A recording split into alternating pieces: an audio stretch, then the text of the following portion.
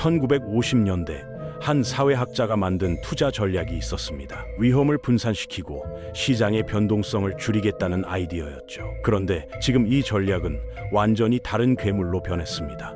초보 유층만 들어갈 수 있는 비밀 클럽이 되어버렸고, 엄청난 수수료를 챙기면서도 평범한 인덱스 펀드보다 못한 성과를 내는 경우가 부지기수거든요. 그런데도 수십억 달러가 계속 몰려들고 있습니다. 대체 무슨 일이 벌어지고 있는 걸까요? 오늘은 헤지펀드의 진짜 정체에 대해 이야기해 보겠습니다. 헤지펀드의 시작은 사실 굉장히 합리적이었습니다. 알프레드 윈슬로 존스라는 사람은 월가 사람도 아니었어요. 그는 사회학자였고 투자에 대해 완전히 새로운 접근을 했습니다. 그의 아이디어는 간단했죠. 잘 될 것 같은 회사 주식을 사면서 동시에 망할 것 같은 회사 주식을 공매도하는 겁니다. 시장이 어느 쪽으로 움직이든 손실을 최소화하겠다는 전략이었거든요. 여행 갈 때 비행기표 사면서 여행자 보험 드는 것처럼 한쪽이 손해를 보면 다른 쪽이 그걸 메워주는 구조였습니다. 이게 바로 헤지라는 단어의 의미예요. 보호하고 방어한다는 뜻이죠. 그런데 이 전략이 지금은 완전히 변질됐어요. 원래 목적이었던 위험 분산은 사라지고 고위험 고수익을 추구하는 투자 수단이 되어버렸습니다. 선택된 소수만 들어갈 수 있는 배타적인 클럽이 됐죠. 이게 어떻게 가능했을까요? 그 배경을 이해하려면 1920년대로 거슬러 올라가야 합니다. 미국 역사상 가장 극적인 경제 사건들이 일어난 시기로 말이에요. 1920년대 미국은 경제 호황기였습니다. 포드 같은 회사들이 조립 라인을 도입하면서 대량 생산이 가능해졌고 상품 가격은 떨어졌죠. 사람들은 일자리가 있었고 임금도 올랐습니다. 처음으로 평범한 사람들이 자동차나 라디오, 냉장고를 살 수 있게 됐거든요. 현대적인 생활이 시작된 시기였습니다. 전기가 보급되고 도시가 확장되면서 미국은 번영의 정점에 있는 것처럼 보였어요. 이 시기에 투자는 국민 스포츠가 됐어요. 모든 사람이 주식시장에 뛰어들었습니다. 주식만 사면 부자가 될 수 있다는 환상이 퍼졌죠. 사람들은 돈을 빌려서까지 주식을 샀습니다. 문제는 아무런 규제가 없었다는 겁니다. 내부자 거래도 자유였고 가짜 회사를 만들어도 됐으며 가격 조작도 마음대로였습니다. 아무도 실제로 그 회사가 존재하는지 확인하지 않았거든요. 증권 브로커들은 마진이라는 걸 사용해서 사람들에게 주식 가격의 10%만 내고도 주식을 살 수 있게 해줬어요. 나머지 90%는 빚이었죠. 사람들은 금광이 없는 금광회사, 비행기가 없는 항공사, 심지어 뉴저지의 선인장 농장에까지 투자했습니다. 카지노와 다를 바 없었죠. 시장은 영원히 오를 거라는 믿음만 있었어요. 주가는 현실과 완전히 동떨어진 채 치솟았습니다. 과장과 희망, 그리고 사기로 가득한 시장이었습니다. 1929년 여름까지 다우존스 지수는 5년 만에 5배나 올랐어요. 모든 사람이 부자가 되는 것처럼 보였습니다. 택시 운전사도 주식 조언을 하고 구두 닦기도 포트폴리오를 얘기하던 시절이었죠.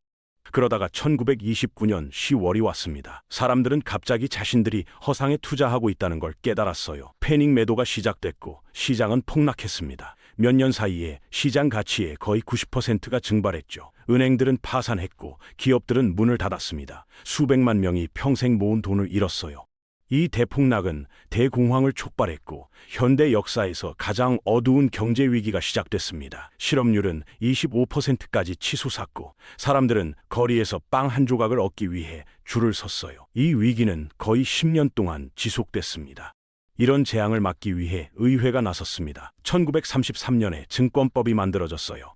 이 법은 회사들이 주식을 팔 때 재무 상태에 대해 진실을 말하도록 강제했습니다. 그 다음 해인 1934년에는 증권거래법이 제정됐죠. 이 법으로 SEC라는 기관이 생겼는데 증권거래위원회를 뜻합니다. 정부 기관으로 시장을 감독하고 규칙을 시행하며 투자자를 보호하는 역할을 맡았거든요. 내부자 거래는 불법이 됐고 회사들은 재무 정보를 공개해야 했으며 감사를 받아야 했습니다. 이제 투자자들은 실제 재무 데이터를 볼 수 있게 됐습니다. 검증된 보고서가 있고 정보에 대한 평등한 접근이 보장됐죠. 여전히 위험한 투자를 할 수는 있지만 적어도 그 회사가 진짜 존재하는지는 알 수 있게 된 겁니다. 이 규제는 두 가지 중요한 것을 가져왔어요. 첫째는 투명성입니다. 모든 사람이 공개 기업들이 뭘 하는지 볼 수 있게 됐죠. 둘째는 공정성입니다. 모두가 같은 규칙으로 경쟁하게 된 거예요. 큰 투자자든 작은 투자자든 같은 정보를 같은 시간에 받게 됐습니다. 그렇다면 질문이 생깁니다. 모두가 공정하게 경쟁하는 시장에서 어떻게 앞서갈 수 있을까요? 답은 간단합니다. 모든 사람이 사용할 수 없는 도구를 쓰면 됩니다. 모든 사람이 갖지 못한 기술을 쓰는 거죠. 그리고 바로 여기서 헤지 펀드가 등장합니다. 1949년 알프레드 존스가 최초의 헤지 펀드를 만든 지 불과 몇 년 만에 이 구조는 완전히 다른 방향으로 진화하기 시작했어요. 헤지 펀드는 비공개 투자 수단입니다. 일반 대중으로부터 돈을 모으지 않아요. 투자하려면 소위 공인 투자자가 되어야 합니다. 법률 용어로 기본적으로 당신이 부자라는 뜻이죠. 보통 순자산이 100만 달러 이상이거나 집을 제외하고 또는 연봉이 20만 달러가 넘어야 합니다. 이게 헤지 펀드가 공공시장 규칙을 합법적으로 피하는 방법이에요. 최근에는 이 기준이 더 높아지는 추세고 일부 헤지 펀드는 최소 투자 금액이 500만 달러에서 1천만 달러가 넘기도 합니다. 법은 이렇게 가정합니다. 당신이 부자라면 돈을 잃을 여유가 있고 다른 사람들과 똑같은 보호가 필요 없다는 거죠. 기본적으로 법적 허점입니다. 헤지 펀드는 기술적으로 펀드가 아니에요. 그냥 현금이 많은 사람들의 모임일 뿐이거든요. 그래서 의회가 만든 모든 규칙과 규정이 적용되지 않습니다. 공공시장에서 운영하지 않으니까요. 이게 바로 헤지 펀드가 그토록 자유롭게 움직일 수 있는 이유입니다. 헤지 펀드는 이렇게 작동합니다. 부유한 사람들이 수백만 달러를 펀드 매니저와의 파트너십으로 끌어옵니다. 매니저는 그 돈을 가져가고 나를 믿어 라고 말한 뒤 재정적 황무지로 떠나요. 1년이나 2년 동안 말이죠. 아무도 실제로 뭘 하는지 모릅니다. 투자자들조차도 몰라요. 일일 업데이트도 없고 공개 보고서도 없으며 실제 감독도 없습니다. 그 다음 바라건대 매니저가 떠날 때보다 더 많은 돈을 들고 돌아오는 거죠. 분기별로 간단한 성과 보고서를 받을 수는 있지만 구체적인 포지션이나 전략은 거의 공개되지 않습니다. 당연히 의문이 생깁니다. 공공시장은 투명하고 공정한데 왜 부자들은 그 시스템을 선택하지 않는 걸까요? 답은 자유입니다. 헤지 펀드는 단순히 애플 주식을 사서 보유하며 새 아이폰이 대박나기를 기다리는 게 아니에요. 일본의 금리 변동에 베팅할 수도 있고 중국 부동산 시장 붕괴에 베팅할 수도 있습니다. 텍사스의 석유와 천연가스 선물 사이의 가격 차이에도 투자하죠. 통화 스왑, 크레딧 디폴트 스왑, 날씨 파생 상품까지 거래할 수 있어요. 대부분의 사람이 접근할 수 없는 자산에도 투자합니다. 개인 대출, 파산 직전의 기업, 희귀한 예술 작품, 틈새 부동산 거래 등이에요. 가격이 매겨진 것이라면 누군가는 거기에 베팅하고 있습니다. 이건 로빈후드 앱으로 하는 투자가 아니에요. 헤지 펀드는 평범한 투자자에게 출입이 금지된 시장에서 운영되며 대부분 사람이 들어본 적도 없는 것들을 거래합니다. 심지어 다른 헤지 펀드의 파산에 베팅하거나 국가의 부도 위험에 투자하기도 하죠. 또한 공공펀드라면 절대 허용되지 않는 위험을 감수할 수 있어요. 과도한 레버리지를 쓰거나 이국적인 파생 상품을 거래하거나 전체 경제를 공매도하는 것도 가능합니다. 이런 전략들은 뮤추얼 펀드 매니저라면 즉시 해고당할 행동이지만 헤지 펀드에서는 그냥 평범한 화요일일 뿐이에요. 어떤 헤지 펀드는 자산의 10배, 2조 배까지 레버리지를 사용하기도 합니다. 이건 엄청난 이익을 낼 수도 있지만 동시에 파국적인 손실을 초래할 수도 있죠. 투자를 낚시에 비유해 볼까요? 뮤추얼 펀드나 인덱스 펀드 같은 일반 주식 시장은 붐비는 부두에서 낚시하는 것과 같습니다. 물은 맑고 모두가 서로의 미끼를 볼 수 있어요. 언제든지 뛰어들고 나올 수 있죠. 안전하고 느리며 투명합니다. 이제 헤지 펀드를 상상해 보세요. 잠수함입니다. 소수의 고도로 훈련된 팀이 소나와 비밀 장비를 갖추고 있어요. 지도와 고급 장비를 사용해서 다른 누구도 도달할 수 없는 깊은 물속으로 잠수합니다. 몇 주 동안 물속에 있으면서 아무도 볼 수 없는 전략적 움직임을 하죠. 가치 있는 게 있다면 부두에 있는 누구도 그게 존재하는지 알기 전에 찾아서 잡습니다. 그리고 수면 위로 올라올 때는 이미 모든 게 끝난 상태예요. 뮤추얼 펀드와 달리 헤지 펀드는 자신들이 무엇을 소유하고 있는지 말할 필요가 없어요. 무엇을 사는지, 얼마나 샀는지, 언제 팔았는지 공개할 의무가 없습니다. 이유가 몇 가지 있죠. 첫째, 경쟁자들이 자신들의 거래를 모방하길 원하지 않습니다. 헤지 펀드는 연구와 모델 개발에 수백만 달러를 쓰는데 움직임이 공개되면 다른 사람들이 그 전략을 무료로 복사해서 쓸 수 있거든요. 월스트리트에서 좋은 아이디어는 금방 퍼집니다. 둘째, 시장 영향 때문입니다. 사람들이 헤지펀드가 특정 주식이나 자산을 매수한다는 걸 알면 가격이 급등할 수 있어요. 펀드가 매수를 완료하기도 전에 말이죠. 그러면 성과에 악영향을 미칩니다. 매도할 때도 마찬가지예요. 다른 투자자들이 헤지펀드가 빠져나간다는 걸 알아채면 패닉 매도를 유발할 수 있습니다. 큰 헤지펀드의 움직임 하나가 시장 전체를 흔들 수 있거든요. 셋째, 유동성 문제가 있습니다. 헤지펀드에 투자하면 언제든 돈을 뺄 수 없어요. 대부분의 헤지펀드는 6개월, 1년 또는 그 이상의 잠금 기간이 있습니다. 그들이 빠르게 팔 수 없거나 쉽게 팔 수 없는 것에 투자하기 때문이죠. 모두가 동시에 돈을 인출하려 한다면 펀드는 자산을 헐값에 팔아야 할 수도 있고 모든 관련자에게 피해가 갑니다. 잠금 기간은 매니저에게 전략을 실행할 시간을 주기도 해요. 어떤 투자는 성과가 나오기까지 몇 달이나 몇 년이 걸리거든요. 2008년 금융위기 때 많은 헤지펀드가 투자자들의 인출을 막았던 이유도 바로 이겁니다. 마지막으로 정말로 헤지펀드를 특별하게 만드는 부분이 있습니다. 매니저는 거의 항상 엄청난 돈을 받아요. 펀드 성과가 좋든 나쁘든 헤지펀드 매니저들은 일반적으로 많은 돈을 벌죠. 완전히 무너지고 타버리지 않는 한 엄청난 수수료를 챙깁니다. 이게 바로 월스트리트에서 가장 부유한 사람들 중 많은 수가 헤지펀드 매니저인 이유예요. 여기서 가장 논란이 되는 부분이 나옵니다. 바로 2와20 규칙입니다. 거의 모든 헤지펀드의 핵심에는 2와20 수수료 구조라는 게 있어요. 많은 헤지펀드 매니저를 억만장자로 만든 표준 보상 모델이죠. 투자자들이 실망스러운 결과를 받을 때도 말입니다. 레이 달리오, 켄 그리핀, 스티브 코헨 같은 이름들을 들어보셨나요? 이들은 모두 2와20 모델로 수십억 달러를 벌어들인 헤지펀드 매니저들입니다. 작동 방식은 이래요. 이는 2% 관리 수수료를 의미하고 20은 20% 성과 수수료를 뜻합니다. 서류상으로는 터무니없어 보이지 않을 수도 있지만 실제 숫자를 보면 이 시스템이 매니저에게 얼마나 엄청나게 수익성이 좋은지 쉽게 알 수 있어요. 펀드가 돈을 벌든 잃든 매니저는 관리하는 자산에서 2%를 챙깁니다. 구독료 같은 건데 넷플릭스에 월 10달러를 내는 대신 수백만 달러를 내고 그냥 돈을 맡겨두는 거예요. 이 수수료는 성과와 완전히 무관합니다.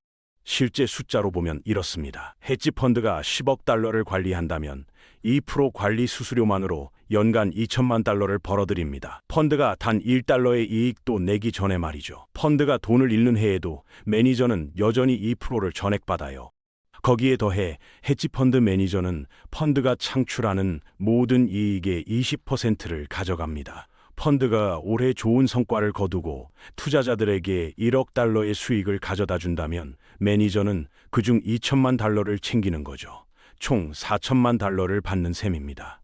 2% 관리 수수료와 20% 성과 수수료를 합치면 총 재앙을 제외한 거의 모든 결과에서 펀드 매니저가 부자가 되는 보상 모델이 나옵니다. 결정적인 부분은 투자자가 모든 위험을 감수하는데 매니저는 보장된 수익을 가지고 떠난다는 거예요.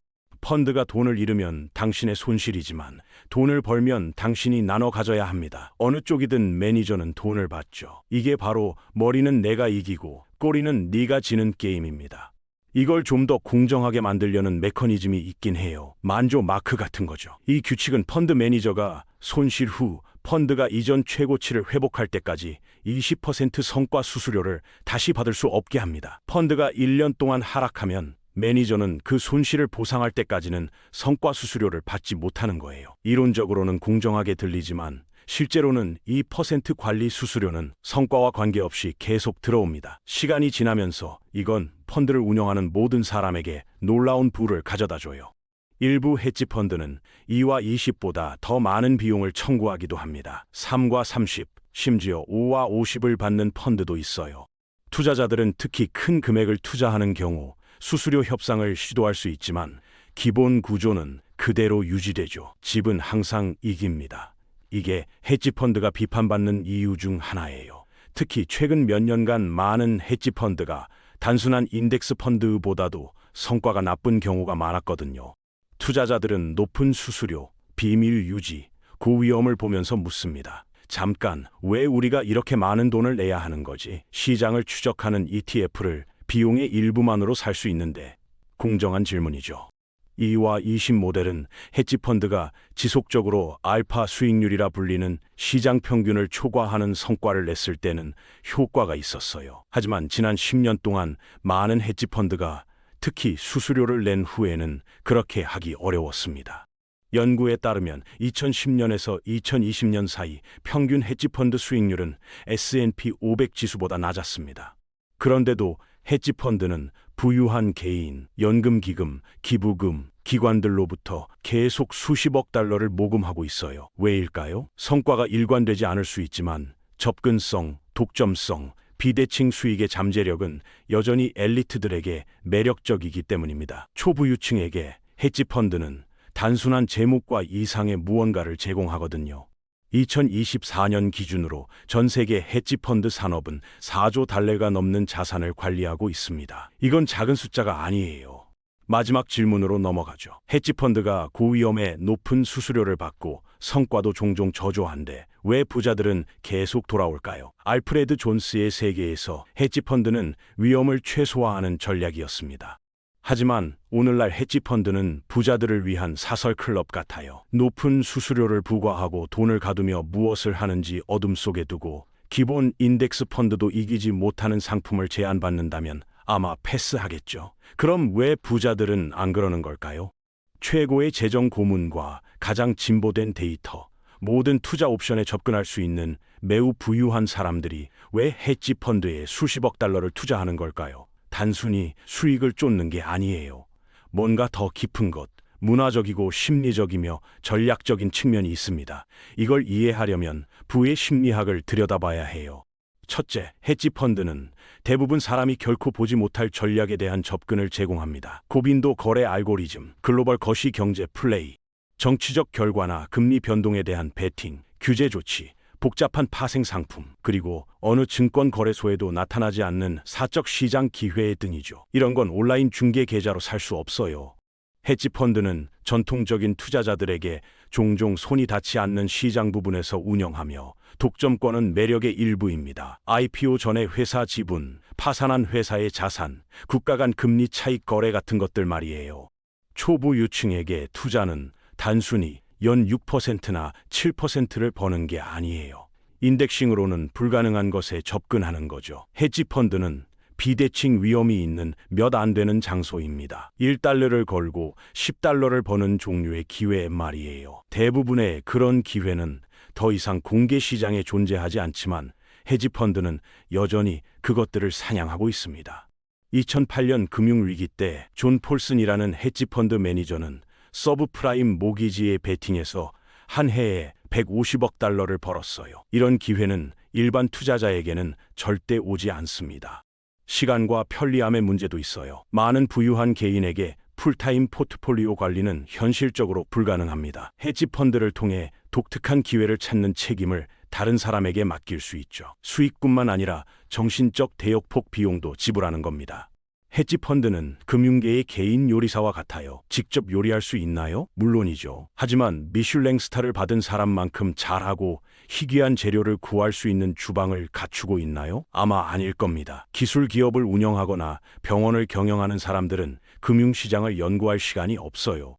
다음으로 네트워킹과 사회적 자본이 있습니다. 이게 헤지펀드 중에서 가장 중요한 숨겨진 가치예요. 헤지펀드는 사립클럽처럼 운영됩니다. 들어가려면 다른 투자자들, 전략적 관계, 내부 거래 흐름, 사회적 지위에 대한 접근이 필요해요. 최고 수준의 헤지펀드 파트너가 되는 건 단순한 투자 결정이 아니라 배지입니다. 나는 이 서클의 일부야. 세상 나머지보다 먼저 일어나는 일들을 듣게 돼. 이건 중개 앱에서 찾을 수 없는 거예요. 브리지워터나 르네상스 테크놀로지 같은 펀드의 투자자 모임에 가면 억만장자, CEO, 정치인들을 만날 수 있습니다. 위험 다각화도 있습니다. 부유한 투자자들은 이미 부동산, 주식, 사모펀드, 예술품, 심지어 자기 사업을 가지고 있어요. 시장과 같은 방식으로 움직이지 않는 전략을 가진 헤지펀드의 일부를 투자하면 위험을 조금 분산하는 데 도움이 됩니다. 펀드 성과가 저조해도 전반적인 포트폴리오 변동성을 줄이죠. 어떤 이들에게는 그럴 만한 가치가 있습니다. 주식시장이 폭락할 때 헤지펀드는 공매도나 파생 상품으로 오히려 돈을 벌 수 있거든요. 문화적 측면도 있어요. 헤지펀드는 여전히 특정한 신비감을 가지고 있습니다. 영화와 대중문화 헤드라인에서 금융 엘리트의 비밀 무기로 묘사되죠. 다음, 르네상스 테크놀로지나 브리지워터 같은 곳과 연결될 수 있다는 생각, 비밀과 과학으로 수십억 달러의 수익을 만드는 곳 말이에요. 이건 강력한 유혹입니다. 대부분의 헤지펀드가 홈런을 치지 못하더라도 당신은 그렇게 하는 펀드 안에 있기를 바라는 거죠. 월스트리트의 전설들, 조지 소로스나 짐 사이먼스 같은 이름들이 만들어낸 신화는 여전히 강력합니다.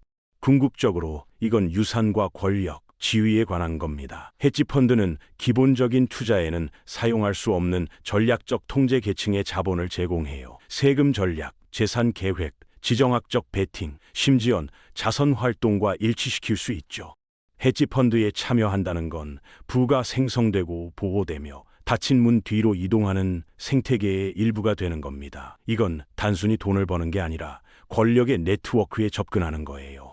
헤지펀드는 위험을 줄이는 방법으로 시작했어요. 시장의 두려움과 탐욕의 균형을 맞추려 했던 사회학자의 아이디어였죠. 하지만 시간이 지나면서 그들은 매우 다른 무언가로 진화했습니다. 대부분의 사람이 결코 보지 못하는 세상에서 운영되며 규칙은 적고 도구는 많으며 보상은 더 높지만 위험도 더 큽니다. 큰 승리를 거둘 수도 있고 큰 손실을 입고 하룻밤 사이에 사라질 수도 있어요. 롱텀 캐피터 매니지먼트는 1998년에 46억 달러를 잃고 파산했고 거의 금융 시스템 전체를 무너뜨릴 뻔했습니다.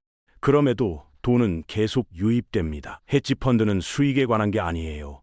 더 큰 거래가 이루어지는 방에 접근하는 것에 관한 거죠. 여러분 대부분에게 그 방은 공개 시장입니다. 안전하고 규제되며 투명해요. 의도적으로 그렇게 만든 거고 나쁜 게 아닙니다. 이건 매우 힘든 방식으로 배운 교훈의 결과예요. 1929년 대폭락이 가르쳐준 교훈 말이죠. 다음에 수십억 달러를 벌어들이던 헤지펀드가 불길에 무너진다는 소식을 듣는다면 커튼 뒤에서 실제로 무슨 일이 일어나고 있는지 이해하게 될 겁니다. 그건 단순한 투자 실패가 아니에요. 고위험 베팅, 엄청난 레버리지, 그리고 규제의 부재가 만들어낸 완벽한 폭풍이죠. 하지만 매니저들은 여전히 수백만 달러를 챙기고 떠날 겁니다. 2와 20 규칙 덕분에 말이에요. 오늘 함께 해주셔서 감사합니다.